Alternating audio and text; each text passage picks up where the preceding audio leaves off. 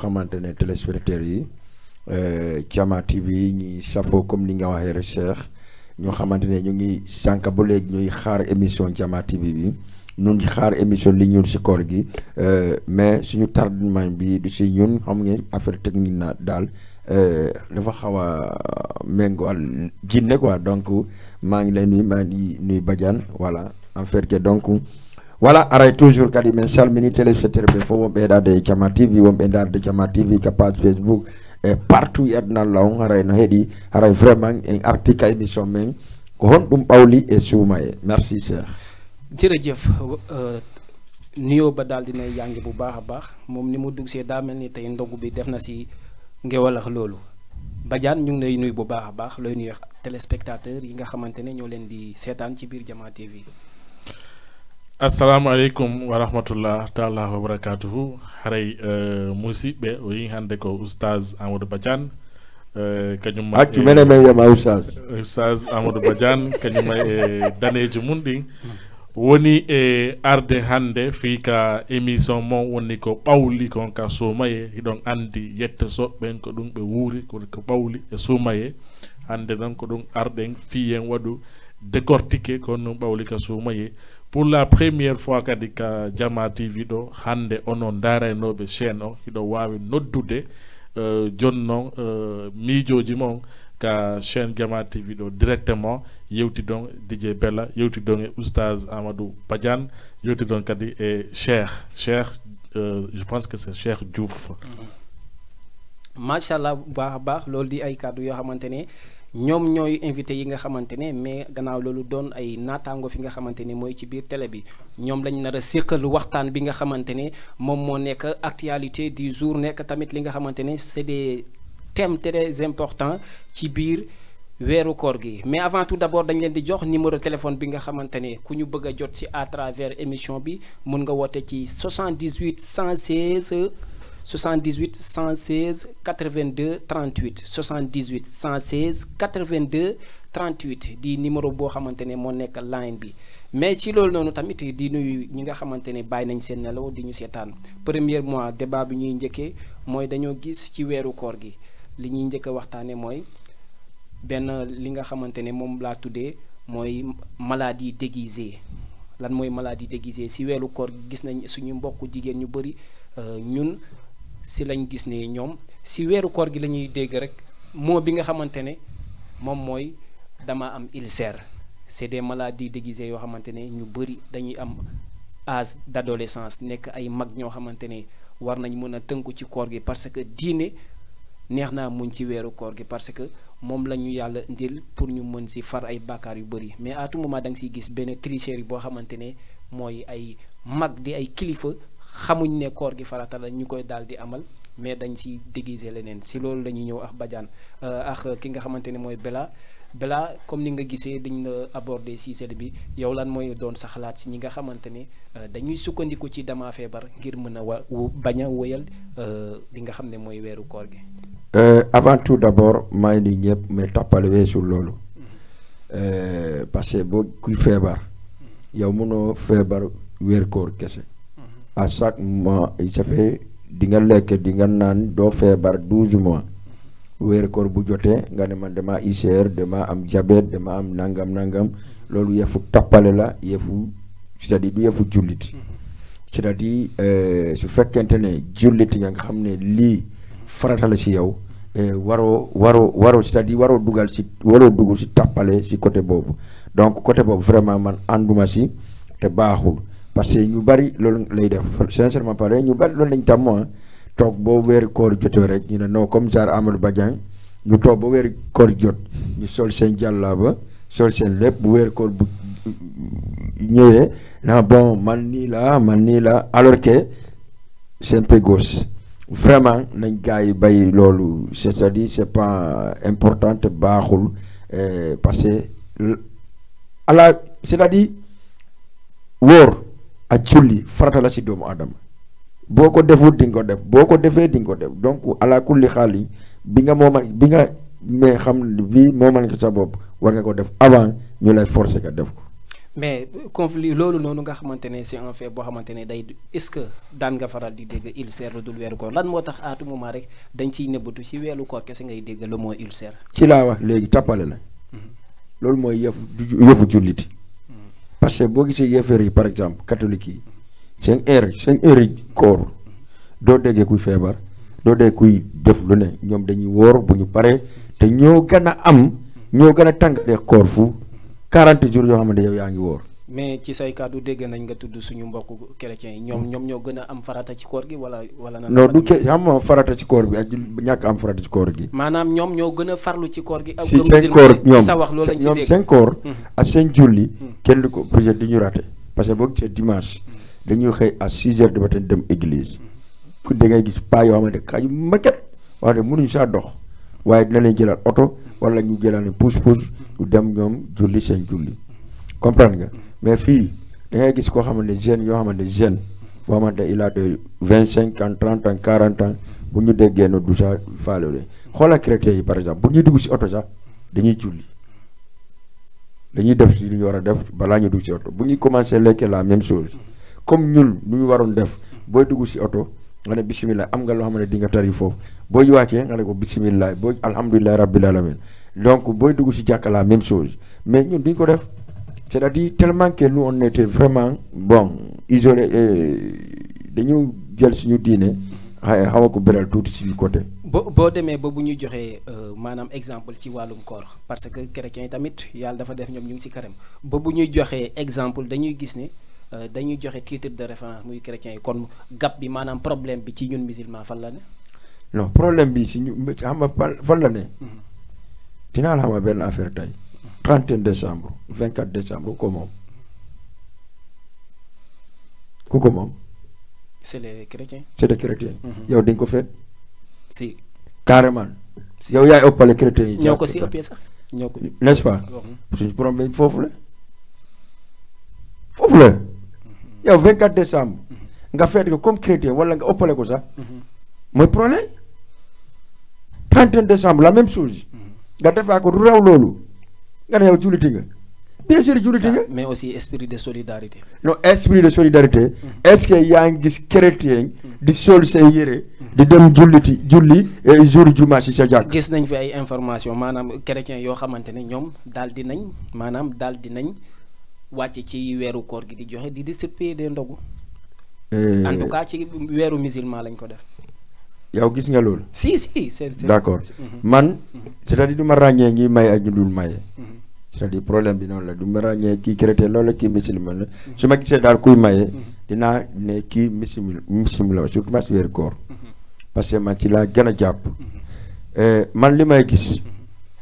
sincèrement parler am ñoo xamante ne ñu ngi topp chrétien bii di trop waxuñu bu ñu topp chrétien yi parce que on est du jeune. yow est-ce que yow yaa ngi woor sax d'après yow li ngay révélé nii. man maa ngi woor. non lan moom ñu si firnde yaa parce que lan moo ñu si firnde. man maa ngi woor. ah yaa ngi woor. waaw dinañ si ñëwaat léegi dañuy dem si Badiane ñëw loolu c'est des témoignages moom nee na day woor dinañ si xam dara bu si kanamee Badiane yow tamit nga bokk si ñu nar a waxtaanee li nga xamante ne moom mooy premier point bi di lan mooy à tout moment rek ci shahru Ramadan la ñuy dégg li nga xamante ne moom mooy ulcère te feebar boo xamante ne mu ngi si biir 12 mois yi la de mais à tout moment rek ci weeru koor lañ koy dégg loolu noonu est-ce que yow def nga constat boobu ak lan moo waral li ni mel ak loolu est-ce que du xeetu tappale boo xamante ni nit ñi ñu ngi koy amal. macha allah Cheikh question bi rafet na lool thème bi aussi dafa nekk loo xamante ne lu important xam nga tey dañuy wax xale bu juddoo ci kër nekk tout tànk lépp lañ koy jàngal moo xam muy dox moo xam muy lekk moo xam muy wax ak ay communication ci digganteem ak yeneen jullit yi ak mbooloo mi daal donc boo juddoo ci famille boo xamante ne ay musulman lañ nga fa nekk nga juddu ci famille boobu dem ba am âge boo xamante ne da nga nekk majeur comme ni ñu koy waxee nga nekk responsable d'abord sa bopp fekk sa famille boobu bi nga judd noonu gisoo sa yaay di woor sa papa du woor say mag ñi nga xamante ne da nga judd fekke leen ci temps bi ñoom duñu woor donc je pense que pour nga woor dafay métti loolu ndaxte dañuy wax ne li nga jàng ci daara gi loolu ngay tari bés boo taxawee julli comprendre nga donc feebar bi du loo xamante ne ci weeru koor gi la ëppee mais nag ci weeru koor gi lañ ko gën a fësale boo tàmmul woor rek li ma la wax boo nekkee xale tàmmu woor rek il faut boo màggee il faut que nga wut benn prétexte boo xamante ne di nga ko wax gars yi pour que gars yi bañ la féetale ci yenn points yi wala ñu lay considérer yenn activités yi. il faut nga ne non dama feebar il faut nga wut benn solution parce que tàmmuloo woor kenn jàngalu la mooy woor kenn jàngalu la lu ñuy ooree bi nga nekkee xale bu ndaw. te ñun ñëpp je pense que bi ñu amee ay 10 ans 11 ans ba 13 ans 14 ans lañ commencé di jàng woor ndànk parce que suñu parents yi ñooñ ko teg da ngay am âge nga la da ngay commencé woor tey par exemple ba 15 heures wala ba 16 heures wala ba 17 heures nga lekk bu subaa nga commencé ba 18 heures ginnaaw suba ba 19 heures noonu ba nga tàmm woor ndànk mais loolu boo ko tàmmee dafay nekk benn virus boo xamante ne day nekk sa yaram bu weer koor ñëwee rek du day facile si yow daal am na ñoo xam ne sax dañuy woor même bu dul koor sax dañuy woor parce que tàmm nañu koor gi déjà sànq dégg naa Bella muy souligner affaire chrétien yi nga xamante ne bokkuñu religion la rek. waaw dinañ ñëw foofu avant ngay dugg dinañ ñëw foofu maanaam yow responsabilité parentale ngay njëkk a jiital que ñi nga xamante ne duñu war foofu ngay dégager maanaam ñoom tort bi foofu la parce que dañoo ñëw fekkuñu seen parent di woor ou pas mais si parents yi si boppam xam nga balaa ngay joxe éducation day fekk nga njëkkee ko mais affaire bi xam nga neewul c'est pas les jeunes yi nga xamante ne ñoom ñooy dem di wax affaire ulcère maires yi maanaam les âgés 4e âge yi ay maires yoo xam ne ay peut-être 60 ans ou pas te yoo xool patronat yi ñoo si ëpp li ñuy inculquer loolu noonu foofu noonu quoi laa bëggoon nga ñëw précisément quoi. waaw Cheikh. xam nga ku am 60 ans. forcément que am na 1 an avant 60 ans bii di ñëw. donc ci base bi la déjà. ci à la base. lépp loo xamante ne dafa jub.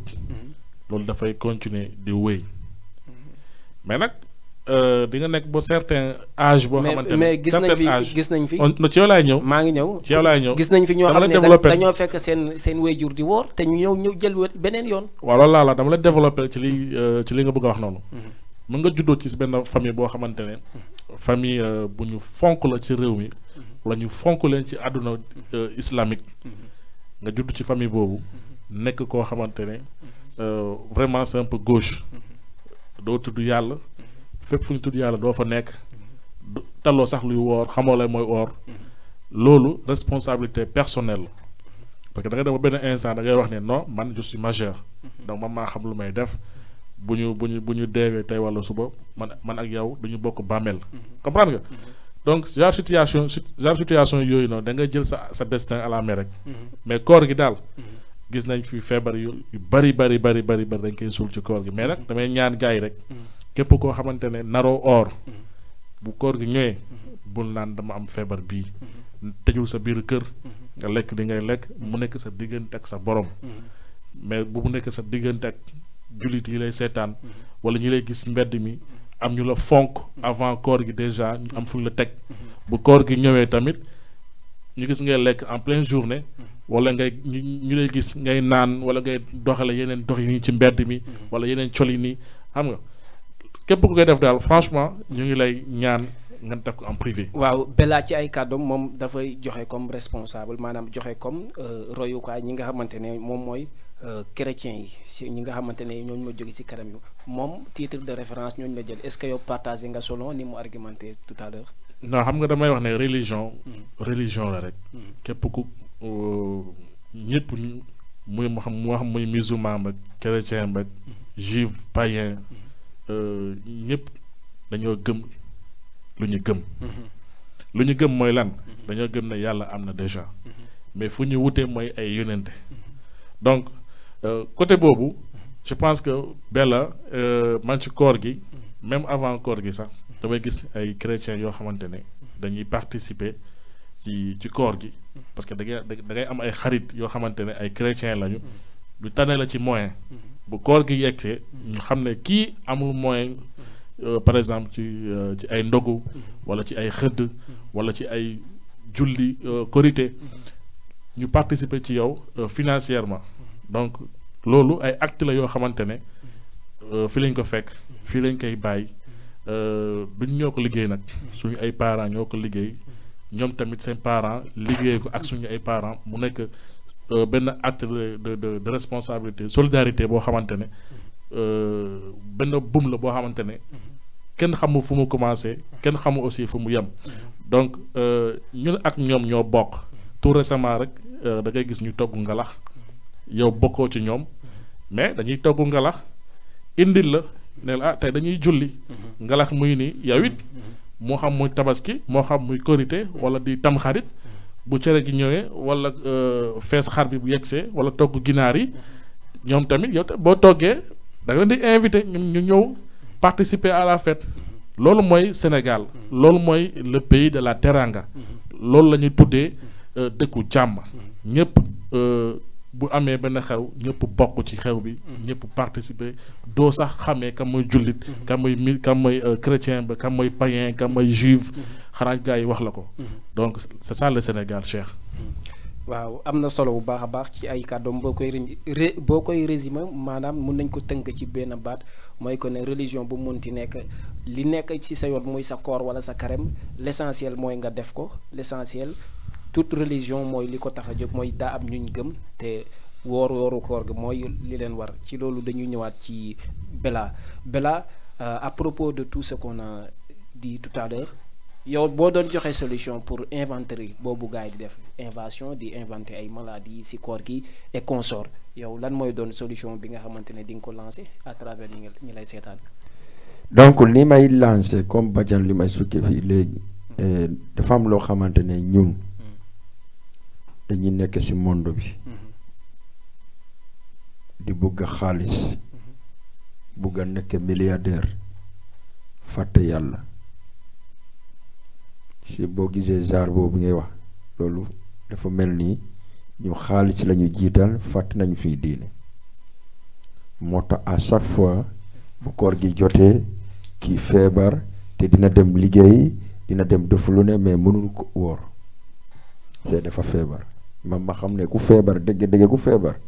da ngay tëdd ñu faj la mais léegi loolu amatul man li may jox ci solution na gars yi sooraale bu baax ëllëg parce que fi ngay jëm ak fi nga jógee bokkul fi nga jógee ak fi nga dem fi nga war a dem bokkul du bokk mukk mun nga nekk fii par exemple 100 ans yàlla may la nga dund 100 ans mais boo demee àllaaxira ba faw mais solution yooyu xam nga nit ñi boo seetloo à tout moment rajo yaa ngi wax imam yaa ngi wax. Sénégal quartier boo dem am na imam am na jàkk. mais affaire yi day gën a multiplier wu quoi. mais c'est normal li ma la wax rek. parce que dañu am yoo xamante dañoo fàtte. et ala kulli haali dinañ dem fale te fu mu ne nii yow yaa ngi ni toog fu mu ne nii par exemple lu ma toogee fii ma xam ne am naa sama njaboot am naa lépp mais yoruma 5000 francs sama kër. te sama jabar day dem marché sama doom yi day dem école dinaa leen fayal. mais su ma jëlee loolu yëpp def sama bopp du ma tal julli du ma tal wóor du ma tal daw rek dem ci marché bi di yendu fu ma indi sama jaboot te lu war du loolu du war a sóoraal la loolu tax man la solution bi gars yi nañu fàttaliku en tout cas fu ñu nekk nii ak fu ñu war a dem du bokk te bokkul.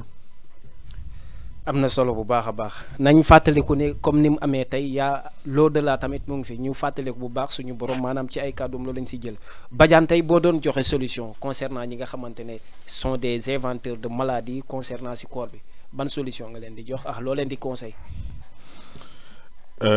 Cheikh solution yi bëri na lool. bëri na trop sax yaakaar naa ne tey yàlla daf ñoo baaxee ay kilifa diine moo xam ci côté jullit bëgg moo xam ci bépp religion boo bokk am nga fa ay kilifa diine yoo xamante ne ñoom bu ñu yëkkatee kàddu rek forcément que il faut que nga taxaw déglu leen mais ci solution bi nga xamante ne ñun en tant que musulman solution yi bëri na ci comme ni ma ko waxee pourquoi pas tey ci mosquée yi mag yi ñuy véhiculer genre message yooyu di joxe ay message yoo xamante ne képp ku fa ñëw di julli wala képp kuy romb dina dégg message yi nga xamante ne képp kuy tàppale ci weeru koor yàlla ni la koy def lii mooy problème bi ëllëg lii ak lii la koy jural donc forcément que boo nekkee benn humaine bu responsable boo déggee message yi di jàll ci jàkk yi di jàll ci rajo yi pendant le mois de Ramadan muy jàll aussi ci télé yi forcément que di nga dem à un certain moment di nga jéem a changer tuuti changer comportement jéem a sax woor même bu fekkente ne sax benn jour wala 2 jours ngir rek nga bokk ci société wu musulmane xam nga tey koor ak julli forcément que di nga ko def moo xam nga nekk fii ci àdduna bi di nga julli boo demee tamit fële di nga julli moom c'est obligatoire koor gi tamit la même chose donc pourquoi pas nga def ko fi nga nekk fii actuellement mënal sa bopp xam yan solution xam nga daa mel ni comme tey tournoi de football par exemple wala ñu ne la Coupe d'Afrique forcément que toutes les équipes dañuy préparer wu avant ñuy dem le jour J avant ñuy dem ci CAN bi wala ci Coupe du Monde bi dañuy jouer ay matchs amicaux ñuy sélectionner ay joueurs loolu yëpp c'est uniquement pour xam est-ce que kii war nañ ko sélectionner est-ce que kii war nañ ko dindi joueurs itam ñuy sélectionner ñoom tamit dañuy préparer wu physiquement avant le match pour bu ñu ñëwee si jour match bi ñu mën a wane seen bopp pour gars yi jël leen donc préparation mi nga préparé woon tey fii moom ngay wane fële rek donc ci tënk rek na imaam yi ak ñi nga xamante ne dañoo bu ñu yëkkatee kàddu ci Sénégal ci wàllum diine gars yi dañu leen déglu ñoom ñoo war a jël tey les choses à la main. jamono ji est-ce que gis nga ni maanaam les paroles yi nga xamante ne mooy la parole divine jóge ci imam yi jóge ci pape yi jóge ci li nga xamante ne sont des éducateurs parce que ndaw yi daa mel ni ñoom dañ sëgg déglootuñu est-ce que gëm nga ne loolu tamit c'est un moyen pour mun a éradiquer affaire bi. ah mais bien sûr Cheikh tey boo xoolee jeunes yi lu ñu gën a basé wu tey ci internet bi boo xoolee la plupart ñu ngi ci Facebook ñu ngi ci TikTok bi ñu ngi ci Instagram bi ñu ngi ci YouTube bi mais pourquoi pas ci weer koor bu mu ñëwee ñu gën a dooleel ñi nga xamante ne ñoom ñooy véhiculer message u koor ñu koy partager ci Facebook yi ci TikTok yi ñuy coach jeunes yi ci fu ñuy jaar bépp porte boo xamante ne jeune dafay jaar ñu ñëw di la fa coach parce que forcément que jeunes yi bu ñuy perte ay temps ñu ngi ci Facebook ñu ngi def ay vidéo TikTok ñu ngi def ay sinap di partager ngir gis leen ma wala ngir seen liggéey bopp mais bu ñu duggee Facebook par exemple gis Cheikh mu toog di joxe ay cours ci koor ñu duggaat ñu continuer waat gis Bella toog di joxe ay cours ci weeru koor forcément que yow dans ta tête bu ñu amul lu ñu seetaan moom dans ta tête tu diras que mais Facebook bi actuellement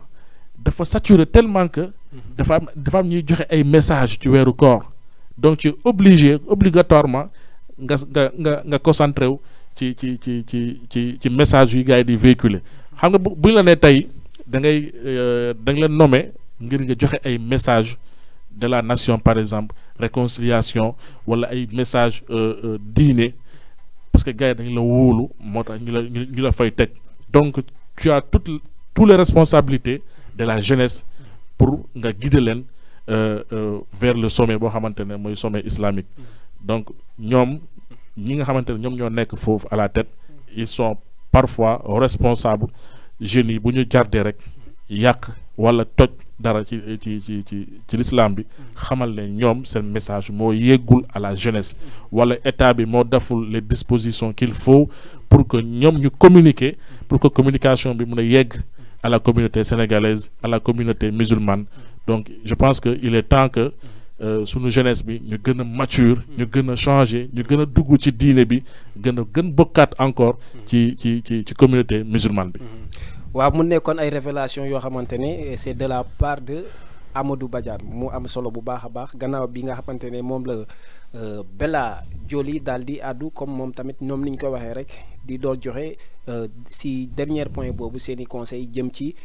li ñuy tuddee rek maladie déguisée concernant le Ramadan xam naa noonu la ñuy demee demaat ci beneen concept si beneen thème bi nga xamante ne wala beneen point bi nga xamante ne ñeel na gëm naa ne suñu mbokku pël yi lay gën a dal muy lan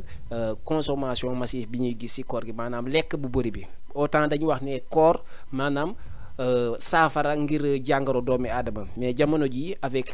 les produits yi nga xamante ne gars yi surconsommation la ñuy def te bu boobaa koor li ko taxoon a jóg maanaam daal di fi indi jëlee jàngoro mais koor tey dañ gis ne peut-être moyen la boo xamante ne nit ñi au contraire dañ siy jëlee jàngoro. Bella si loolu point boobu noonu tey koor boo gisee tey ñu dog rek ku ne dawal yi li nga xamante ne mooy sa ndogu bu njëkk ni ñu koy waxee tàndarma lañ doon ndogoo mais ga ngay gis koo xamante ne tey dafay jiital si au contraire ci liñ ko digaloon ci sunna ma koy def nga gis kii ñu ne pépp rek mu dem jallaxu soow muy ay njar ou pas loolu noonu noo koy gisee en tant que koo xamante ne sax xam-xam màcc na ci wàllam. merci jërëjëf Cheikh lii na dinaa si tontu si Pël Fuuta parce que am naa fi ñaari message ñu ne Amadou Badiane mun na continuer si olof yow see nga kon comme émission intégration ni nañ ko tontu yeneen question yi si Pël Fuuta merci beaucoup Cheikh li nga laaj c'est très important te question bu rafet la wala aray Cheikh ko landi lan ko fi ñaame teegi ɗi anndanɗa en tout cas hino ñaamede e suumaye surtout ma ka huntagol walla ka hirande ñaameteji ɗin hari law ko tandarma tun e huntorte walla café hara a ɗuɗɗinali mais joni en yiyayi goɗɗo sa omelette watta walla plat wondo tew salade pompiter frite et tout ça liƴƴi woɓɓe adda joƴƴina e ɗum fof ko fi huntagol te alors que no wi'a suumaye ko lekki ko ɗum lekki kin ko passé ko nawnaje goo iway e ma hande kadi hara ɗen ɗon arata e ma mais en daari en tawi en tout cas suumaye hewta e nawnaje ɗen ɓurta e ɓalli yimɓe ɓen dahon ɗum produit ji ɗi ɓe ñamata ɗi Maggi Jimbo c'est-à-dire tous les produits ko annduɗa hoorema en tout cas nawninayi ɓe ka ɓernde maɓɓe ko ɗum ɓe jilata e suumaye ara ɓe hoolitane bimɓe ha kikiɗe Cheikh question boobu kontaan naa si te question boo xamante ne lekke boobu donc dañ ko war a wàññi sincèrement parler dañ ko war a wàññi ñu xool ban solution la ñu am ñu ndogoo tàndarma bu ñu ndogoo tàndarma wala boo naanee tuuti café nga dallu tuuti ñii di lekk ceeb di lekk après ñii di naan par exemple ñii di lekk frite di lekk frite mais munoo def à la fois frite ceeb wala yàpp wala loo munta doon daal à la même heure nga ne ko yow vraiment da ngaa wóor loolu tax nga lekk lu yëpp nga ne da ngay jëlee foofu ay wér non ay feebar nga koy jëlee donc loolu vraiment c'est un peu gauche haray jama ko wattangolila en côté ɗon e harasi on tigi no huntade o hawrinayi ko ñamata ko ka fewno huntari makko après ka hirande makko kadi o waɗa ko hani kon o ñama hara ɗuɗɗinali ha feƴƴita passé man ko nawnaare sina ɗum arata merci waaw ku ñu bëgg daal di jot ci émission bi comme niñ ko waxee rek mun nga xool ci numéro boobu nga xamante ne moom mooy daw ci suufu écran bi muy 78 116 82 38 dañay waxee ndànk na séeréer rek am ñoo xamante ne voilà am ñoo xamante ne sa séeréer mbokk séeréer yi amuñu sa 78 da ngay ne 78 nga ne tak nga ne leen 116 nga ne leen tak ñu jëlaat ndànk 116 nga ne 82 38 yaa ngi comprendre mu ngoog voilà pël yi ñoom bu ñu gisee ne ndogu léegi mu jot moom booy wax dañ lay dagg quoi mais baal nañ leen si loolu ku bëgg a wootee comme ni mu ko waxee rek ci émission bi mun nga wootee ci numéro bi di daw si suufu écran bi muy 78 116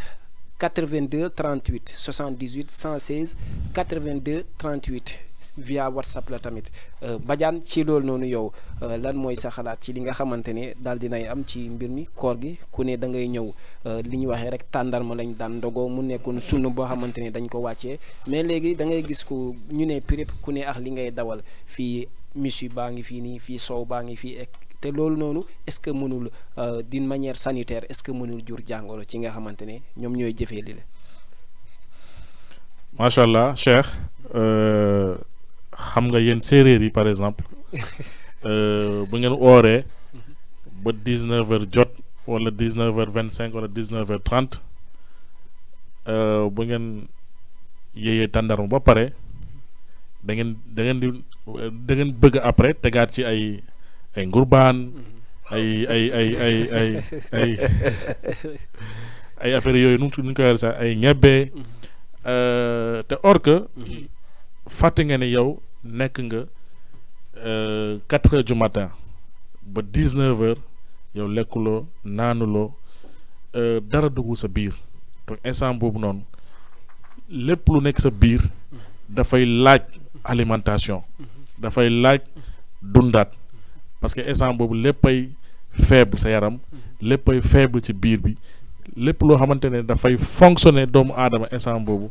même bu deewulee sax mais dafay nekk pourcentage bi day wàññeeku bu baax a baax a baax a baax a baax donc da ngeen di sóoraale nag bu baax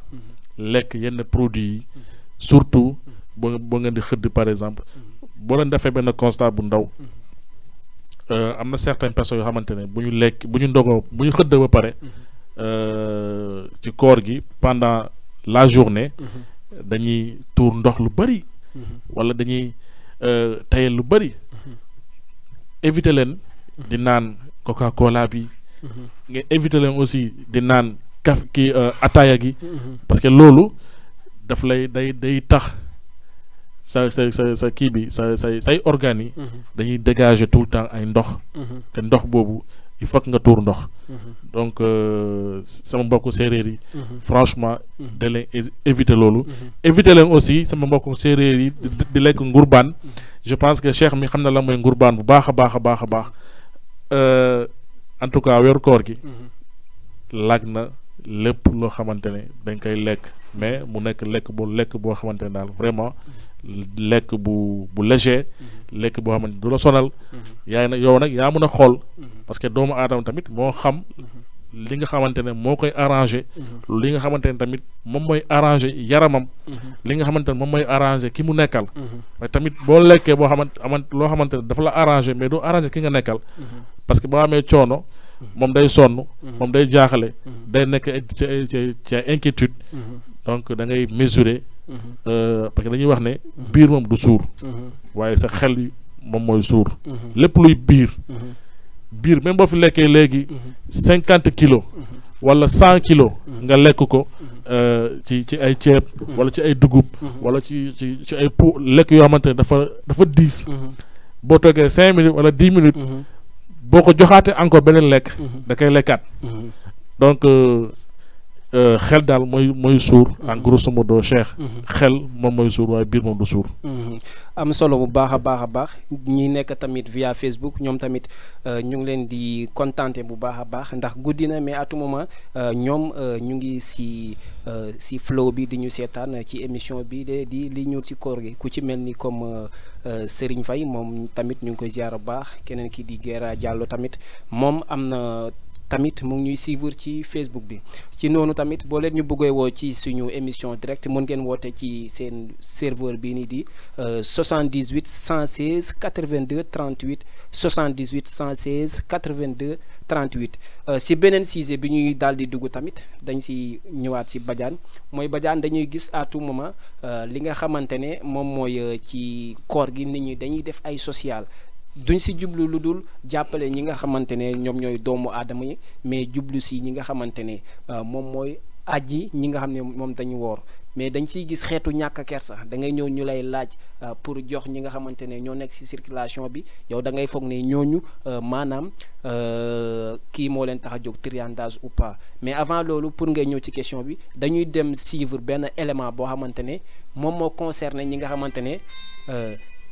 c'est des dons xam naa am na ku daal di nekk ci ligne bi dañuy ñëw wuyu ko xool kan moo nekk ci ligne bi avant ñuy dem jël ci suñu élément boobu. allo. alhamdulillah ɗon e jam. alhamdulillah inde e yettore ko wonɗo men e noddude. inde mon e yettore mon e ka honto wonɗo men e noddude.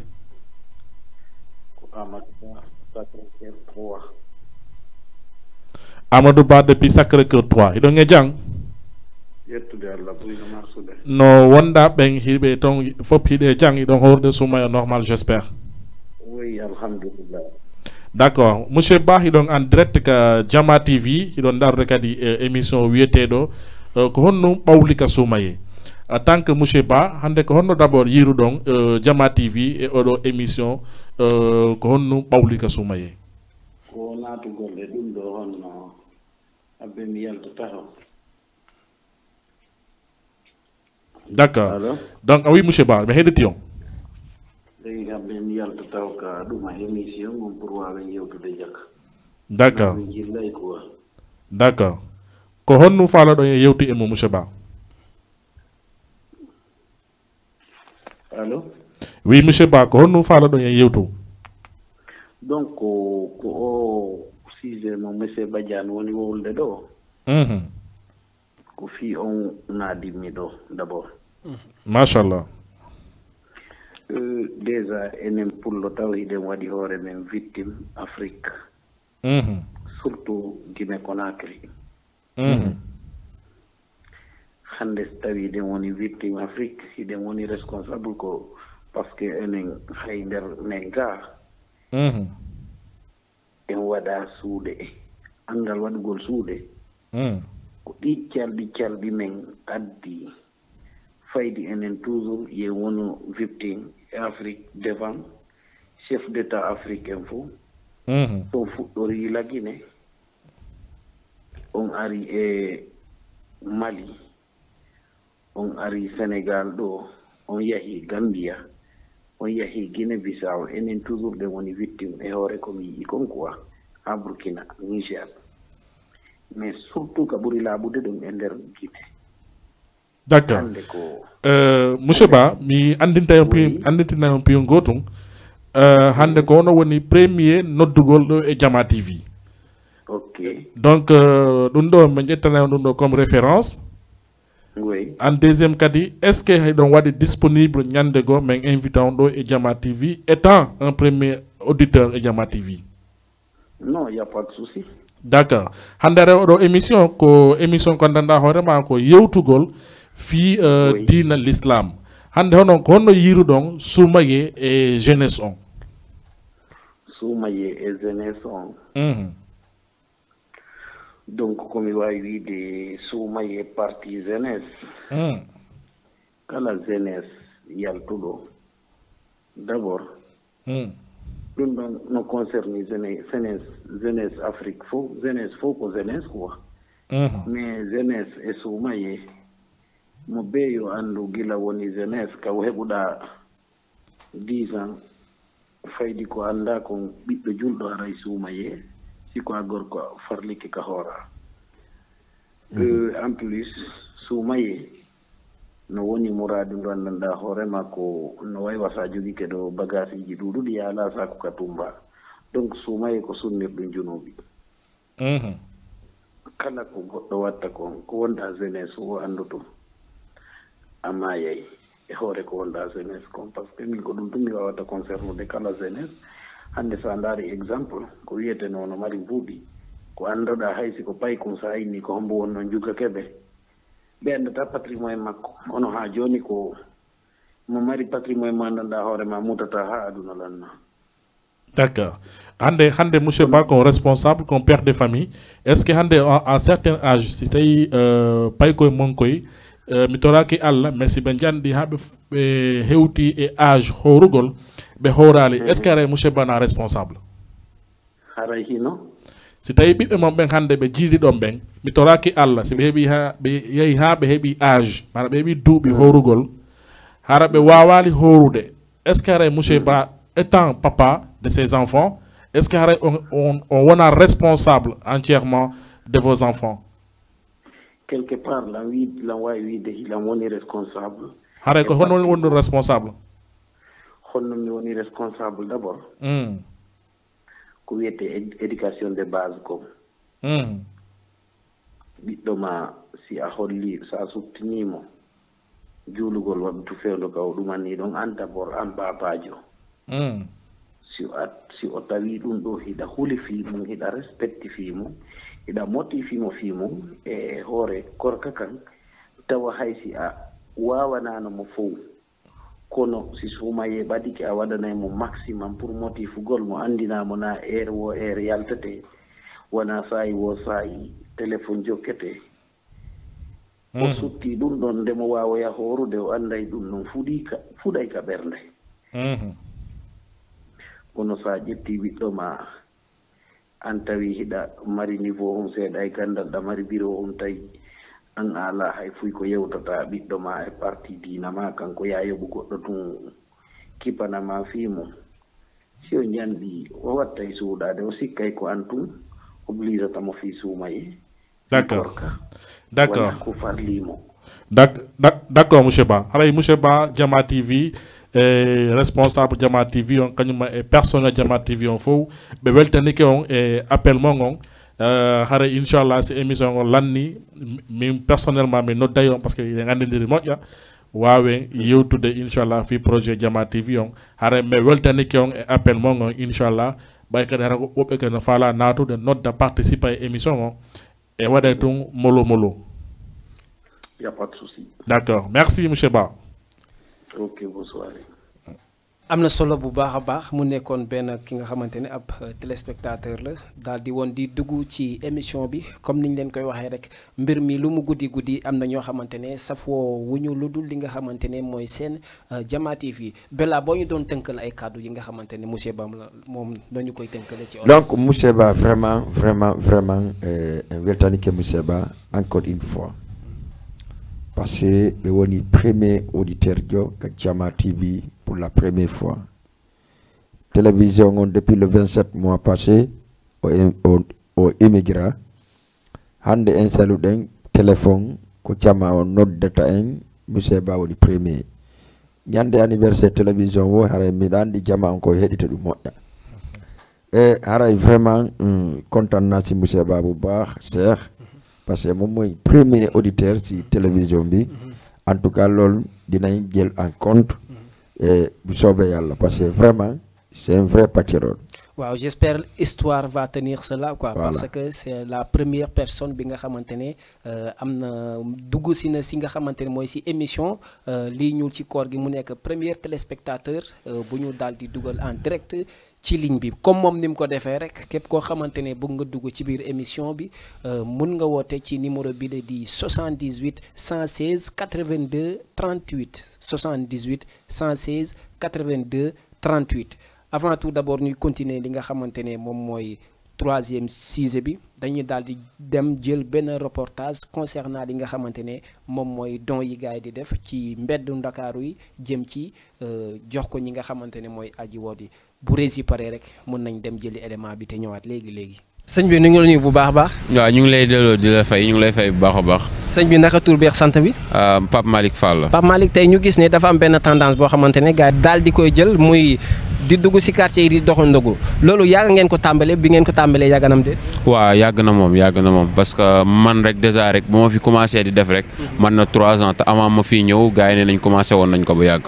waaw léegi 3 ans yooyu métier bi est-ce que am na ay loo xamante ne ay difficulté la wala loo xamante ne ay da ngeen koy jàngonte ci ay métitel ou pas. waaw xaw na métti nag parce que des fois ngay demander nit ki. mu mel ni ko c'est que moom da koy considérer comme benn harcèlement. mais après da ngay bàyyi après nga kii te xaw na métti parce que boo commencé 17h di màjjal ba ay 19h da ngay xiif da ngay sonn da ngay mar. xaw na métti nag mais booy defal yàlla moom doo ci xool coono boobu noonu yëpp. waaw harcèlement yooyu gars yi ñoo comprendre wala boog su mu la nee est-ce que harcèlement yooyu mos nga si dund loo xamante di nga ne lii est-ce que jar na. non musuma ko dund parce que dès que ma rapproché la rek. nga yëkkati sa vitre wala nga xam noo defee rek damay bàyyi lépp sedd daal.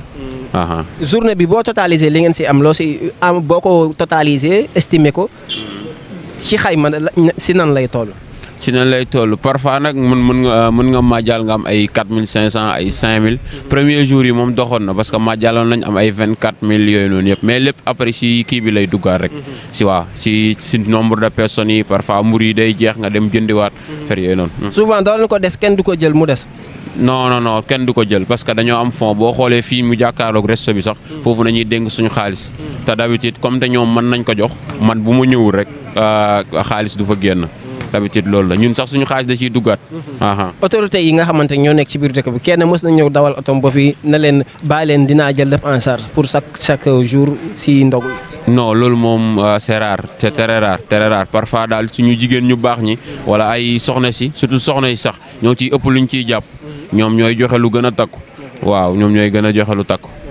dama dégg harcèlement affaire yi est-ce que daa am ñoo xamante ne dañuy def semblant di def comme mel ni te di koy dundee am déet loolu day am si mbir. waaw dama koy dégg nag mais musuma kaa gis. parfois ma dégg ko ba Baye Fall daw dem laaj benn jaam jël ko ñu ne duñ ko joxe parfois sax am na benn soxna ba ma koy tooñ maam Diarra chaque jour ma ñëwee damay jox 1000 francs mais avant mu may commencé di ma jox daf may laaj daf naan ma lan 1000 francs bu ma la jox c'est-à-dire que yéen loolu da ngeen di demander fan la jëm ma indi ko ba ci table bi wan ko mbur yi wan ko ne ko ci nit ñi la jëmaat.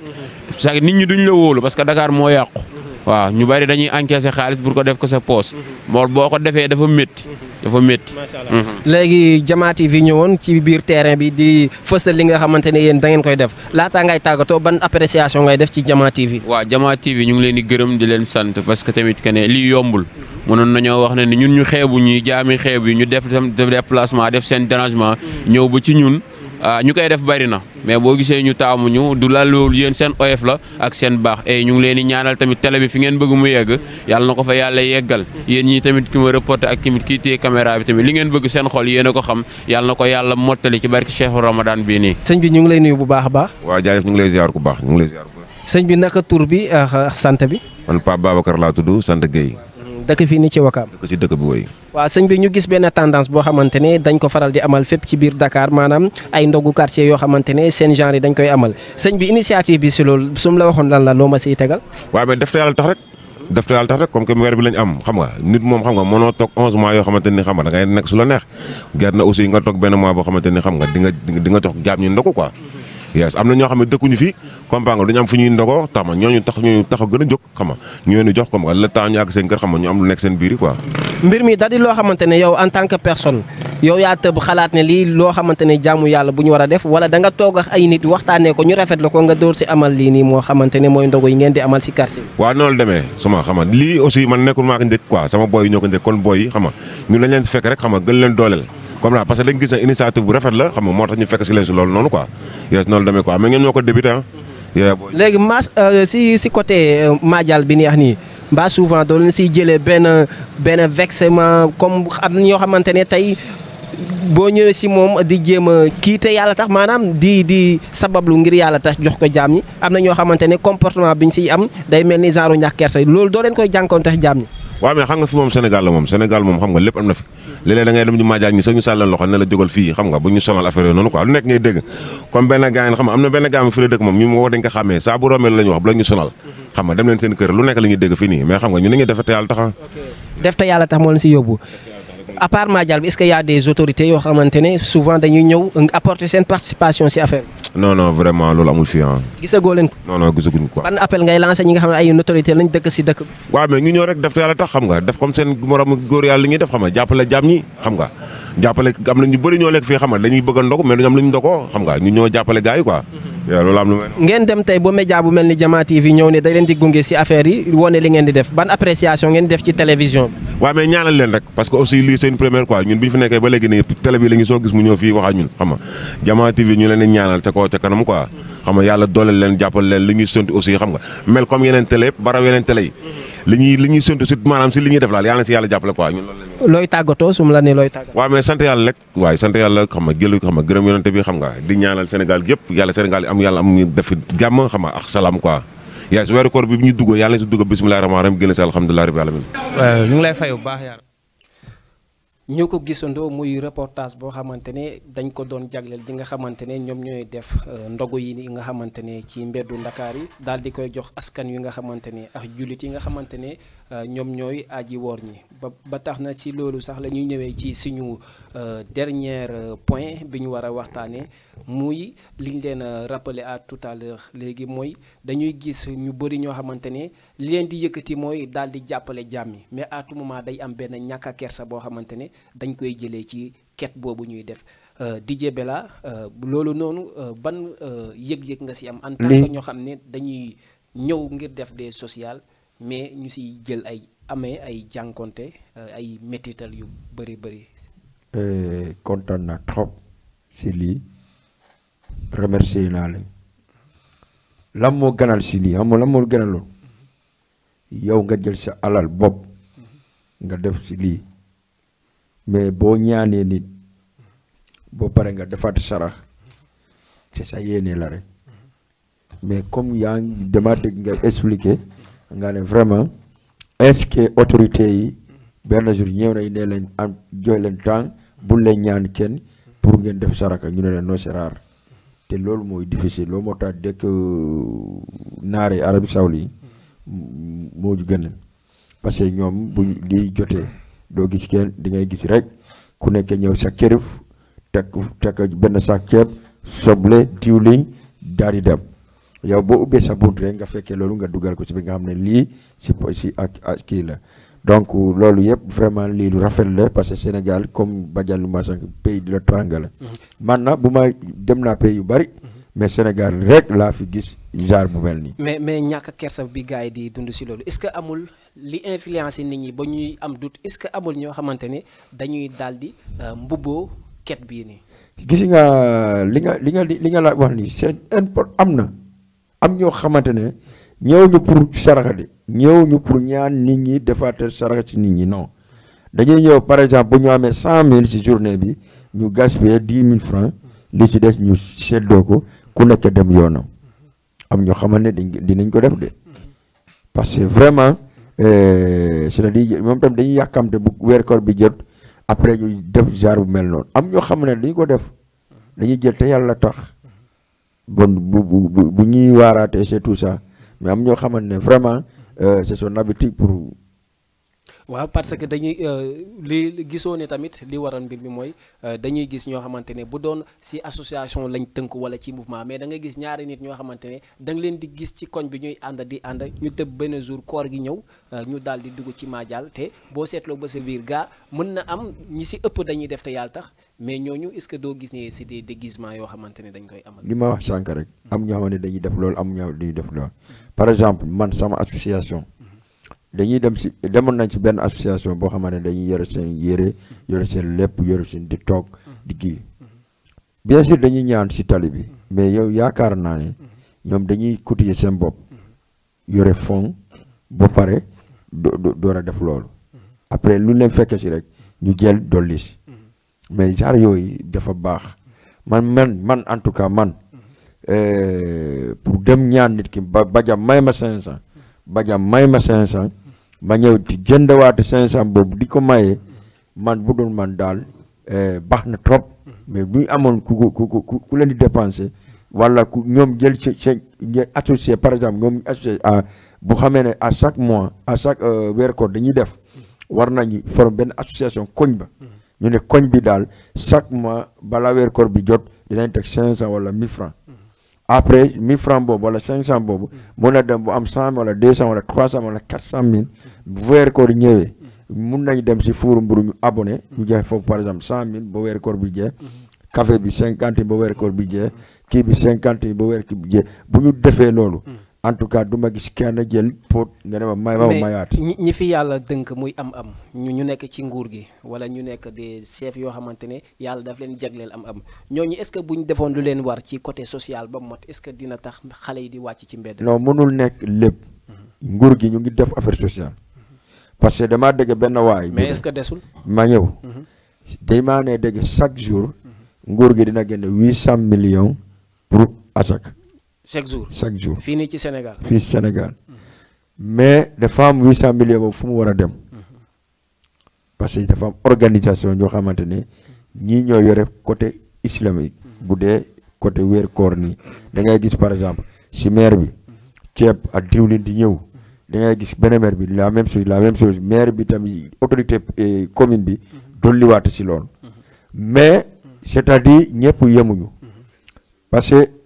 patay boo gisee Macky Sall par exemple génne 500 millions ñu ne partagé lañ le maire de commune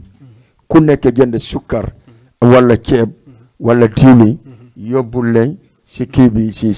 nit ñi mais am ñoo xamante ne bu ñu jotee 500 millions yooyu boo moytu 200 millions mooy nekk si kii boobu 300 millions yooyu rek dañuy daan ci seen kees yore ne am nañ xaalis c'est là-bas le problème c'est pas le nguur gi c'est pas le président c'est pas le l'État c'est d'accompagnement de l'État ñi topp état bi ñoo xamante ne war nañ jàppale ñun parce que tey boo gisee maire ñu ne la tey bii mooy maire commune bi yow amoo lenn looy joweeti budul maire commune bi. am na solo voilà am na solo bu baax a baax DJ Bella Jolly moom ab pël la boo xamante ne koor gi bu fi guddee rek du ko arrangé parce que moom. pour lan ci yéen koor gi doo leen maye dara yéen pël yi c'est ça bu ñu fa jógee xam naa dañuy ñëw rek mais avant ñuy dem ci ki nga xamante ne moom mooy notre collègue. Badiane xam naa dañuy nuyuwaat ñi nga xamante ne ñoo nekk ci Facebook à tout moment di ñu. topp ku ci mel ni vraiment Jibi Faye ñu ngi koy ziare bu baax a baax moom gis nañ ko ci biir Adama Diallo moom mu ngi si biir bu baax a baax Sanka moom tamit mu ngi si biir mais tamit bari gis nañ ko ci biir ñoom ñëpp ñu ngi leen di nuyu di leen di joxaale tamit suñu nuyoo ci biir Facebook bi naka zaalika ñi ñuy suivre ci YouTube ak plateforme yi nga xamante ñoo ñoo existé ku bëgg a dugg si émission bi mën nga woote ci numéro bi nga xamante ne moom mooy nekk di folloté ci suufu écran bi di 78 116 82 38 78 116 82 38 Badiane don yi nga xamante ne gars yi ñu ngi koy daal di def ci li nga xamante ne moom mooy weeru koor gi da nga si sentir li tax ñàkk kersa avant tout ñàkk kersa gi nga xamante ne suñu mbokku jullit yi ñu ngi koy jël di ko jëmalee ci ñi nga xamante ne dañuy dox si social yow doo ko gisee en tant que journaliste. Cheikh merci damay tàmbali d'abord di wax ci wàllum sénégalais xam nga sénégalais dafa nekk benn xeet boo xamante ne dañoo fonk suñu bopp d'abord fonk suñu dignité avant weeru koor doo gis ci koñ ba koñ gars yi toog teg seen ay cin ñu jënd ay mburu ñu jënd ay chocolat ñu defar seen ay thon ñi naan dañuy joxe ay mburu amul donc ci weeru koor gi rek la jeunes yi lañ siy profito ñoom lañ non du affaire de profito mais participation la boo xamante ne tey Cheikh par exemple yow mi yaa ngi dëkk exemple yaa ngi dëkk Mbaaw ngay liggéey fii ci Wakaam nga war a wàcc Wakaam dem ndogu ji Mbaaw parce que madame mu ngi préparé ndogu xale yi ñu ngi lay xaar nga war a traverser trajet boobu yëpp certainement que di nga dogu ci yoon bi wala yow di nga ne kon xaaral ba ma ndogu ba pare ma door a départ pour ñibbi sama kër mais boo amul fooy ndogoo nan ngay def Cheikh da ngay obligé jënd peut-être benn kaas café bu 50 francs naan ndox ba yegg kër ga mais la jeunesse elle a dit non il faut que ñun tamit ñu ni suñu fougue de la jeunesse ñu participer ci jël suñu ay pot taxaw ci boppu koñ bi mbaa ñu taxaw ci kaw tali bi wala ñu taxaw ci buntu restaurant yi gën a mag yi wala buntu boulangerie yi gën a mag yi pour ñun amuñu moyen mais am nañu volonté bi ngir wuti moyen ngir jàppale ñi nga xamante ne amuñu moyen ndogoo seen kër mais mën nañu ndogoo ci mbedd mi yow mi di joxe nag yow yaay am sa xol bopp xolu yéene nga yéene 100 francs bi may joxe nii de lijjantiw ma fu mu jëm lijjantiw ma kan moo koy lekk mais dama génne juste benn sarax boo xamante ne yàlla ci man la ko jaarale ngir jaamu yàlla gi nga xamante ne wooru na suba ba léegi lekkut naanut te amaale na su ma joxew sama 100 francs bi tamit du lekk du naan moo tax ma ne la sànq ca njëlbeen rek sénégalais dañoo fonk suñu bopp fonk suñu dignité. mais li ñu wax ne foo gis gàmmu am na ñuy ras dem gisoo ne mbir mi amoo ñoo xam ne ñu ngi siy dugal lu lënt. waaw loolu laa la wax rek. xam nga li mel ni weeru koor ak jeunesse sénégalaise bi nu ñu fonkee weeru koor gisuma intérêt boo xamante ne dañuy bàyyi seen lépp. xam nga jeunes yi par exemple ñi am ay 20 ans 25 ans maximum 25 ans boo xoolee ñoom ñoo koy def la plupart mais ñoom boo xoolee ñooñ tey ils sont branchés plutôt ci sport te heure bu ñu koy def boo xoolee heure bu ñu koy def heure boobu la ñu war a entraîner ji seen ay entraînement mais amaana dañ koy bàyyi ngir ñëw participer ci mais doo rêver nekk benn footballeur remplacer ay ngandim joueur nga mu nekk sa bopp nga ne non il faut que mat xaaraale benn 100 francs ci mbedd mi wala benn fukki dërëm ci mbedd mi parce que parfois da ngay tey sa pot fi nga commencé bëgg gaa yi ndogu ba pare fekk amoo sax 100 francs 200 francs bu mot wala fekk amoo sax benn 500 francs bu mot mais tu t'es sacrifié jël temps boobu yëpp nga perte ko taxaw ci tali bi donc man de su may joxee sama 100 francs du ma lijjanti kan moo koy lekk du ma lijjanti kan moo fal la jëm mais damay xalaat ne li may joxe nii de damay participer ngir jàmbur mu naan café wala ngir jàmbur mu yéey benn mburu bu ndaw wala mu naan benn ndox bu sedd loolu laa ciy jublu. waaw loolu nga ciy jublu am nga si droit bu baax a baax mais est-ce que gis nga ne aji ndimbalante maanaam ñi nga xamante ne ñoom ñooy dimbale muy miskin yi ñoom ñooy dimbale ñi nga xamante ne mooy ñi nga xamante ne dañ woor est-ce que bonne volonté yi ñoom bu fekkoon remplir nañ seen devoir à l'égard si ñi nga xamante ne mooy la société est-ce que jeunes yi dinañ wàcc si mbedd mi di amal lii est-ce que ñoom seen soutien du loo xamante ne daal xaw naa motadi daal ñàkk a motadi. xam nga Cheikh dama daan dégg benn kilifa diine bu ñu fonk lool ci dëkk bi muy wax naan am na ñoo xamante ne dañoo am alal lool bu xamuñu ñoom seen alal lu ñu koy def ba ñu jël ñoom dugal seen bopp ni ñëpp am nañu comme ñoom ni ñu amee donc genre ñooñu duñu calculer Badiane dafa pauvre duñu calculer que diw ak diw dafa pauvre mais dañuy calculer ne man ni ma amee noonu la keneen ki amee mais normalement boo nekkee responsable yàlla féewtee la fenn fi parce que dañuy wax ne lépp loo am ci kaw suuf yàlla la ci loxo jàmbur la koy jaarale ay loxo jàmbur ay jàmbur ba mu daal di yegg ci sa loxo yow mi nga xamante ne yow yaa ko yelal boo dëkkee ci quartier nga doon kilifa yàlla dénk la ay moyens moo xam muy moyen financièrement moo xam mooy moyens yi nga xamante ne képp koo xamante ne da nga or ba 19h jot heure ndog jot yow dañ ko war a utiliser pour ndogu yàlla dénk la moyen boobu noonu wax dëgg fa yàlla war nga participer war nga dimbali jàmbur waroo sax xaar ba jàmbur ñëw fëgg sa buntu wala jàmbur tàllal la potam ne la ah dañoo soxla lii ngir jaamu yàlla yi mais am nga tamit maye ci tàmm la maye da nga koy tàmm da nga koy mën Cheikh am na ñoo xamante ne dañuy ñëw fëgg sa buntu ñu ne la Cheikh lebal ma 100 francs nga lebal leen 100 francs nga lebal leen ko ñoom dañoo am attan boo xamante ne attan nañ la jël 1000 francs may la mais attan ñu jël 100 francs ñu fay la seen bor parce que tàmmuñu fay bor. xam nga ndax dégg nga version bi may waxee. macha allah leer na. donc maye dafa nekk loo xamante ne benn virus la da nga koy tàmm da nga koy jàng. donc war nañu impliquer loolu ci éducation de base de nos enfants maanaam partager savoir partager lépp loo am moo xam dafa bari wala lu tuuti wala loo xamante ne bariwul tuutiwul mais il faut nga savoir partager il faut nga xam ne kii sama proche la tey lekkut tey naanul mais yàlla dénk na ma loo xamante ne moom war na ko yelool xaaral ma dem partager ko ak moom am na bonne volonté yoo xamante ne dañuy yeewu matin bonne heure xam ne koñ bi de dañu fiy ndogoo et ñun dañuy def yàlla tax ñu ñëw ci boulangerie bi génne valeur de 500 pains par exemple wala 200 pains jënd ko ci boulangerie bi ne jël leen pain yi ngeen partagé ko mais bu kenn xam ne man maa ko def donc ce genre de personnes là ñu ngi ci dëkk bi fii di circuler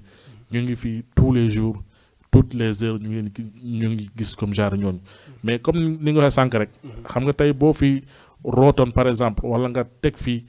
ay soow xam nga soow day weex day blanc lool mais boo jëlee benn tokk acide bu tuuti boo ko ci defee rek soow bi yàqu na donc am na séeréer yoo xamante ne dañuy profito ci occasion yi mel ni jéem a salir certaines personnes jéem a salir activité bi mais ce qui est sûr et certain que boy yi ñuy taxawaalu ñuy taxaw ci mbedd bi yor seen ay pot c'est pas question que ne ñoom amuñu liggéey c'est pas question que ne ñu amuñ fu ñuy xëy wala ñoom fu ñuy gont c'est juste que pour leur participation ci ñi nga xamante ne amuñu wala buñ ko amee sax jegewu leen pour ñu mun a ndogu tranquillement mais duñu ay vayu duñu ay sàcc nekkuñu ay tricheurs yoo xamante ne dañuy profiter ci ay 100 francs jàmbur wala ci ay 200 francs jàmbur ngir dajale ko ngir dugal ko seen ay poche booy meluñu noonu. La jeunesse sénégalaise elle n'est pas comme ça, elle est compétente franchement dañoo am yar ak teggin ci jeunesse sénégalaise bi ak éducation de base bu am solo. Donc ñu ngi remercier baax a baax suñu ay parents yoo xamante ne dañoo jox yoon yu mel noonu ba ay jeunes motuñu ay 30 ans sax di génn di xalaat genre affaire yi demee noonu ba tege ay cin dajaloo créer ay association yoo xamante ne dafay participer ci ndogu yi. Franchement merci à ces jeunes là vraiment. Voilà importance su émission bi di li ñuul ci koor gi à tout moment ku ci daal di àddu muy ñi ci plateau bi di nga yëg ne am na loo xam ne mu ngi ci ñoom te war a jëm ci téléspectateurs yi war a jëm ci ñi nga xamante ne ñoo ñuy dégloo parce que l'importance de cette émission n'est rien que pour di éveiller maanaam li nga xamante ne mooy conscience su ñi nga xamante ne ñooy téléspectateurs yi parce que loolooy solo émission bi looloo tax ñu samp fi émission bi parce que liy jagal nit kenn xamu ko te koor buñ ko waxee daa am li nga xamante c'est des bienfaits mais aussi y a des mauvais faits yoo xamante ne ñi nga xamante ne ñooy askan wi dañ koy dund ba tax na yooyu la ñuy jël à tout moment di ko ñëw di partager ak dëkkandoo yi di ko partager ak tous les téléspectateurs de la télévision Jama TV. Si loolu nag xam naa balaa ñuy ñëw di tàggatoo ñun tamit ñu ngi jël suñu nuyoo di ko joxaat ñi nekk ci travers les réseaux sociaux muy ci Facebook bi muy ci YouTube bi muy ci Instagram bi ci Twitter bi yëpp parce que ñoom ñoo ñuy wéttali ci guddi bi di rappeler tamit suñu téléspectateur boobu daal di génn di monsieur Ba moom tamit ñu ngi koy gërëm bu baax a baax parce que il nous a honoré dans cette nuit vraiment. Bella xam naa dañuy ñëw ci yow xool lan ngay tàggatoo sa mbokku pëli parce que xam naa ne xëdd soreetul te yéen toog bu bëri bi ci weeru koor gi arrangé wu leen parce que xel yëpp mu ngi ci lekk bi tey bu ma la waxoon lañ ngay tàggatoo ci émission di ñuul ci koor gi nuyuwaale sa mbokku pël yi sa mbokku séeréer yi sa àdduna lépp ñu ngi lay seetaan lan ngay tàggatoo. Merci Cheikh ko mi woni waynoraade ɗon aray ko anndingol jama o émission ko ɓawli e suumaye kon si Allah jaɓi ha suumaye ma ara émission no continue salminen téléspectateur ɓe fopp kala monanɗa hoore ma en tout cas no annduno en waɗa émission on hande ere ɗo laren ɗo no fidèle jo fewno ɗo ni kander émission ɗo Hajjajo Diallo on ɗo mi accatamo voilà parce que à chaque émission o partage o heeɗo mi ara bisimilla xam naa dañuy bàyyi Badiane Bella daal assalamu aleykum assalamu aleykum salaamaaleykum waaleykum salaam maa ngi leen di nuyu di leen jaajëfal di kontaan ci yéen alhamdulillah kooku man la Paykun Sanka Paykun Sanka waaw Paykun Sanka ɗay jang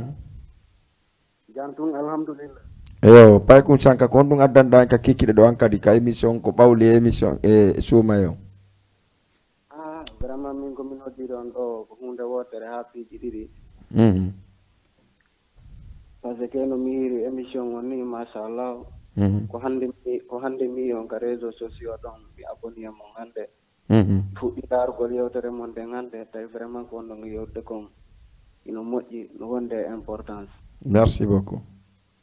Mi tawi yomi noddu on mi salmina on. Jarama. Jarama pay kum sanka ko ɗo woni Jama TV. Pay kum sanka konte kamen. Ko Pita. Honto Pita. Sanka. Sanka ɗon tigi woni kamon. Sanka ɗum koye nder Pita woni. Pay kum sanka hari ha hande anani fi Jama TV hino wowle. Mi nanali.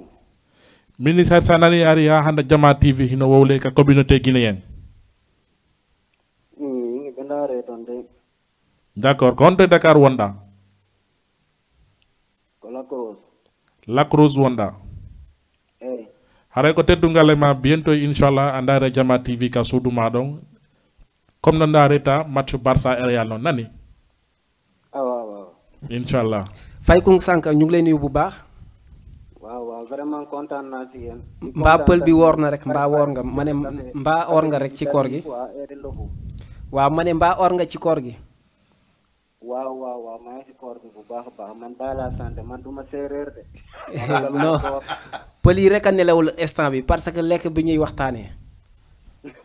séeréer yi nañu moytu mbaxal Saalum. gis nañ la si commentaire bi ngay sànni xeer séeréer yi mais xam nga rek séeréer yi moom à tout moment ñoom ñu ngi ci li nga xamante ne mooy ci xiifal bi. damaa dëkkaa ñoom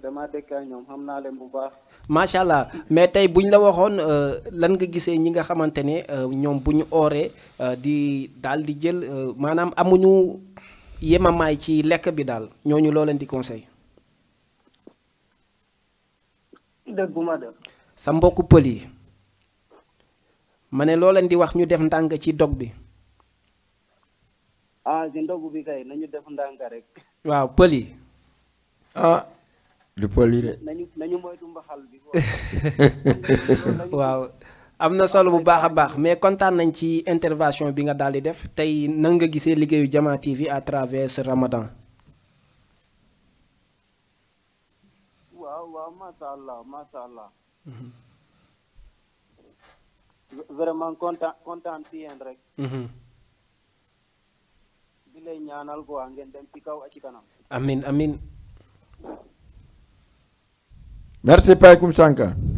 maa ngi nuyaale sama mbokk yi yooyu. d'accord am na solo. vraiment kontaan naa. am na solo. merci beaucoup. léegi ñu bàyyi la rek xam naa nga dem waajal xëdd bi di kontaan si intervention bi nga xam ne moom nga daal di def Badiane su ma jumul yow yaa doon tàggatoo Bella. Badiane mu ngi nii am yow séeréer nga nee naa la yow moom fu mu nee nii da ngaa yàkkamte pour dem lekke xam nga rek voilà merci Cheikh hara ko wonno waynade comme no mi wiri noon hara en turki Jama on fof vraiment yoɓe connecto ka Jama TV chaque fois émission ha suuma e maya hara lu ñuul sikorgui no ka Jama TV ɗo si feƴƴi ɗo noon andi Cheikh o ko sénégalais jo ko séréer mais émission on ko émission kala gollayɗo ka télévision ga hande Dj Bouba arali ndeya arali mais y a pas de problème en continue émission on Cheikh woni e jooma les échos de maman kanko waɗata on émission ɗon donc Amadou Badiane kanko woni l'homme de Weekend Star donc ɗon andi hande mbaɗi an jallaba sa yimoɗo enne ko ustasijo suuma e mayi waɗa pantalo ɓijo moƴƴa donc cosir merci DJ Bella woni e jooma émission ndaaru yiɗa donc vraiment haray ko intégration won ɗo merci Pay Koum Sanka et merci monsieur Ba Sacré-Cœur vraiment en weltanike Jama fop en wiɓe si Allah jaaɓi en e vendredi kadi à partir de 23h jusqu'à 1h du matin si Allah ranno jaaɓi et puis ɗe mari invité e vendredi ustasiɓe moƴƴuɓe et puis e fi leyɗe to kadi ron kadi si Allah jaaɓi vendredi sawa sofi inchallah. am na solo bu baax a baax DJ Bella ci tàggatoo boobu mu daal di def yanj na trop macha allah rabbi moom à tout moment day honorer plateau bi parce que am na xam-xam bi te vraiment teg na ko ci temps DJ comment dirais-je notre confrère journaliste là Bella tey lan ngay tàggatoo yow Badiane ak téléspectateurs yi. Merci cher merci ci initiative bi d'abord ak ci ay thèmes yu am solo yi nga ñuy proposé tey. du ma joxe ay dernier mot te nuyu ma ñi nga xamante ñu ngi seetaan actuellement ci page Facebook bi ñuy partager aussi vidéo yi di partager aussi numéro yi ci ay groupe WhatsApp ay nuyu ma karama ko Mamadou bu baax ay côté yëpp Binda Diabo kooku sunu Tidiane Mendia voilà kooku sunu papa la di nuyu Mamadou Ba nga xamante actuellement mu ngi seetaan Paykun Sanka moom moo fi woote léegi di nuyu aussi Djibo Diallo mi nga xamante ne mu ngi Médina di remercier aussi sunu invité bi fi nekkoon démb di Adama Hawa depuis Grand Dakar di nuyu aussi sunu prochaine invité bi si émission Daaru Yida ki émission Laboy Poy di Dieynabou Laafu je pense que mu ngi actuellement seetaan sunu émission bi di remercier nag sama collègue yëpp sénégalais yi ak sénégalaises yi képp kuy agent immobilier maa ngi leen remercier bu baax a baax di wax ne tam Cheikh encore une fois de plus la jeunesse sénégalaise elle est mature la jeunesse sénégalaise elle est compétente la jeunesse sénégalaise lépp loo xamante ne dafay unir lépp loo xamante ne dafay dajale ay doomu sénégalais ay doomu africain ay doomu aadama daal ci lay dox guddeeg bëccëg xamuñu yee fitna xamuñu lépp loo xamante ne dafay danger ci askan wi donc j'encourage la communauté ñi nga xamante ne ñu ngi continuer comme ni ñu koy waxee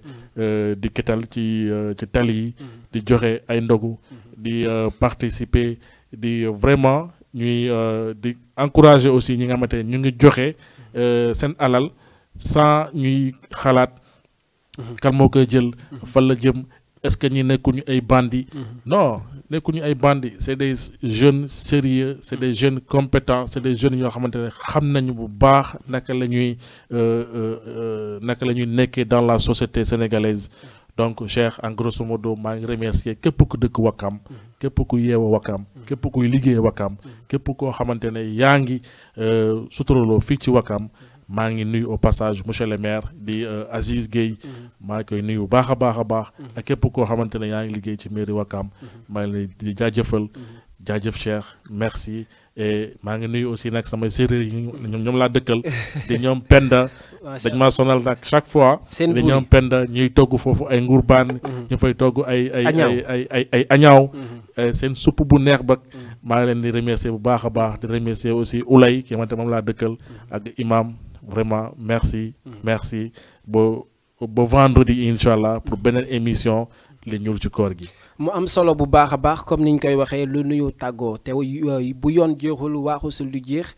mu nekkoon seen émission bi nga xamante ne à tout moment moom mooy daw ci jour yi nga xamante ne mooy chaque jeudi ak chaque vendredi ak chaque mardi ci seen chaîne télévision Jama TV ngeen koy am ci différents types de plateformes à travers YouTube Facebook Twitter Instagram ak lépp di kontaan si ñi nga xamante ne ñoom ñoo du doon seetaan à travers cette émission lii ñëw ci koor gi mais aussi mention spéciale à ki nga xamante ne mooy le DG comme ni ñu koy waxee duñ ci sonn moom moo ñu wanalee askan wi di ñaan moom li mu bëgg ci li mu sumb nii yàlla yegale ko ci barke yonent bi sallallahu alayhi wa sallam mais aussi nous disons que merci beaucoup à nos différents invités à travers DJ Bella bi nga xamante ne mooy borom Daaru Yida daal dina fi joxe xam-xamam ci ñetti point yi nga xamante ne moom lañ daal di waxtaanee mais aussi à notre confrère là bi nga xamante ne moom tamit car macha allah moom tamit nekkoon na ci émission bi muy Badiane moom tamit daal dina si def apport bu am solo di gërëm ñëpp di sant ñëpp di wax Sénégal benn la Sénégal benn bopp la comme ni ñuy wax kenn waru ko xar ñaar mais aussi kenn mënu ko xar ñaar di nuyu ñi nga xamante ne tamit ñooy Wakaamois di nuyu Dakar ñëpp di nuyu ki nga xamante ne moom mooy Mbéri Alassane Fall madame Faye di la kontaane bu baax a baax moom mbiri parce que moom tamit à tout moment day suivre émission bi lu mu guddi guddi di nuyu ñëpp di tatagal ñëpp di leen di jox lu dul dig daje ba ëllëg incha allah ci beneen numéro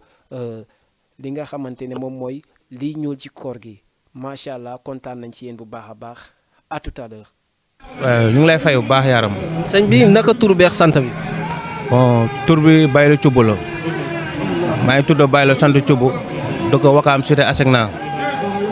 Baylo ñu gis ne lii da di tendance boo xamante ne à tout moment weeru koor bu ñëwee dañuy daal di gis ci quartier yi ñuy togg ay ndogu seen mbokku Baye Fall yu mel nii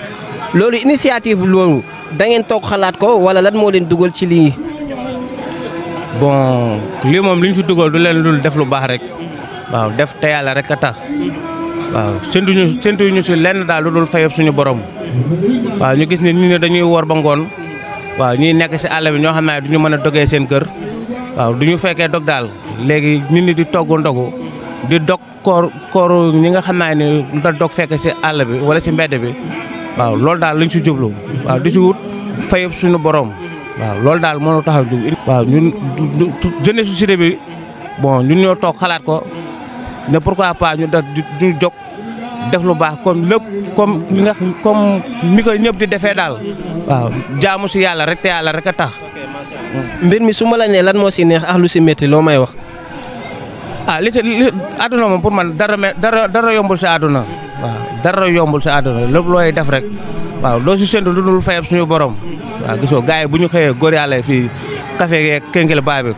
14h fii la ñuy fekk ñu ñëpp saxaar si mataseek lépp daal mais yow doo si séntu lenn dul fay suñu borom moom rek moo la mën a fay. coono moom mu ngi si moom wax dëgg mais ñu ngi santaat bu baax nag ba ñu yàlla mayee kattan ak wér chaque année ñu koy jëf waaw di si kenn manqué daal ñu siy jëf normal di si santaat bu baax te ñu ngi siy sentir suñu bopp ne suñu borom mu ñu siy defal tawfeex ak fayeb suñu borom ñun ñu ngi ko siy yëg bu baax a baax. surtout si Madial bi nii sénégalais yi dañu gis souvent lii ci yoonu yàlla la jëm mais dañu gis souvent am na ñoo xamante ne comme genre ñàkk a kersa boo xamante ne dañ dul comprendre am déet wala yéen loolu yéen a ngi koy dund si mbir mi nga xam ne yéen a ngi si yëngu. waaw en fait su wàllu Madial bi moom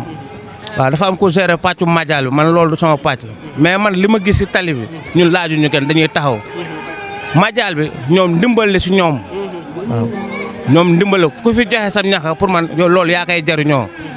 ndimbal la su ñoom daal sonaluñu kenn nag ñun dañuy taxaw du ñu fekkee si benn oto wala ta fekkee si benn nit di la taalal këll fi ñu taxaw la Madialkat bi di taxaw ni ku si bëgg a jariñu nag di nga tàbbil sa xéewal si Madial bi waaw jëfe si waar bi. mais mbana bi li nga si fekk dafa bëri torop lii day jeex wala chaque jour day jeex. waaw boo xoolee moom chaque jour mbana la ñun ñaari mbana café la ñuy segg par jour ordinaire yi du lundi au vendredi 4 kilos café dinañ ko segg bu dee le weekend samedi ak dimanche 3 kilos café dinañ ko segg muy mbana ak xaaj waaw te léppay jeex di kenkele baa bi di si café Touba bi. café kankele baa lépp si biir mais tey Jama TV ñëw daal di waxtaan ak yéen ci mbir mi mu doon télévision boo xamante ne bu bees la ban appréciation ak looy tàggatoo ci télévision bi Jama TV. waaw xanaa am mbégte rek waaw lii moom liñ naan mbégte la daal dañuy am mbégte ak contentement di ñaanal télé bi yàlla ko suñu borom def ay télé yu télé képp ku si yëngu rek waaw saa borom yokk la ba nga am sañ mbiru bopp waaw ñu ngi santaan nag tey gërëm kulluxum def da yàlla tax waaw Wakaam gi yëpp daal ñu ngi siy santaat di leen wax ne lii dañuy ñaan saa borom jëmal ko kanam waaw te képp ku si def sa dërëm wala sa ñàkk waaw yàlla nga dajak fayub suñu borom waaw ñu ngi déglu waat bu wér fi kàddu yi lu ñu juum du suñu tayif lu ñu jubul ñu xam ne nag ñun ñun suñu jëmm yi. am na solo baax a baax sëñ bi ñu lay jaajëfal bu baax a baax ci kàddu yi et merci beaucoup hein. Madame, comment vous allez? Ça va, merci. Est-ce que vous pouvez nous faire une brève présentation? Je m'appelle Pauline, je suis française, je suis là pour un mois en mission humanitaire. C'est la première fois que vous êtes ici au Sénégal? Non, c'est la troisième. C'est la troisième? Ouais. Quelle appréciation pouvez-nous faire dans cette façon? Il y a des gens qui donnent des ndogou. Je pense que vous entendez le mot ndogou. C'est des partages pour les gens qui ont des jours jeûnés, quoi. Oui, j'ai entendu et c'est des amis qui m'ont proposé de venir donner un coup de main. C'est super intéressant, je trouve ça super de faire ça au niveau du quartier. Ce serait bien que, je ne sais pas si ça se fait ailleurs, mais en tout cas, je suis contente d'y participer. Vous avez jeûné, vous? Oui. Oui. Et après, quel plat vous préférez ici? Du chocolat, du thon ou pas? Ah non, du thon, ouais. Ouais, Est-ce que vous goûtez ça? Oui. Et c'est vrai que tu as jeûné actuellement? Ouais, depuis le début, là, j'ai jeûné, ouais. Est-ce que ça vous arrive souvent de prendre une petite somme pour leur donner ces gens-là qui font cette aumône-là? Alors pour l'instant, je ne leur ai pas encore donné, mais j'ai fait des dons, j'ai pris des dons en France, justement pour ces objectifs-là, donc je vais leur donner aussi prochainement. Et vous êtes prêt un jour de prendre des partenaires pour les faire participer dans ces actes-là? Ouais, j'aimerais bien, ouais. Monter quelque chose. Et votre dernier mot, qu'est-ce que vous allez dire aux téléspectateurs de Jama TV qui vous suivent actuellement? Eh ben que bienvenue à tout le monde au Sénégal. Jama TV, est-ce que vous pouvez nous dire Jama TV? Jama TV? Oui. Ok. Quelle appréciation ferez-vous? Que je suis très contente d'être ici. Merci au Sénégal et merci pour l'accueil. sëñ bi ñu ngi lay ziar bu baax di la nuyu. ziar ku baax. sëñ bi tur bi ak sant bi naka la. Abdoulaye Joseph Léon Samb. waaw sëñ bi tey dañ gis lu ko daal di doy waar fi nga xamante ne fii nii ci cité ASECNA dañ gis café gaa ngi jolli mais fii dañ ñëw fekk fi thon innovation bu bees la am déet lan moo leen dugal ci inspiration thon bi tamit ci koor gi. kii moo ñu inspiré de. kii moo ñu inspiré ndax moo ko doon def. jamono jooju 20 kilos la doon utiliser ak benn cafetière café Touba.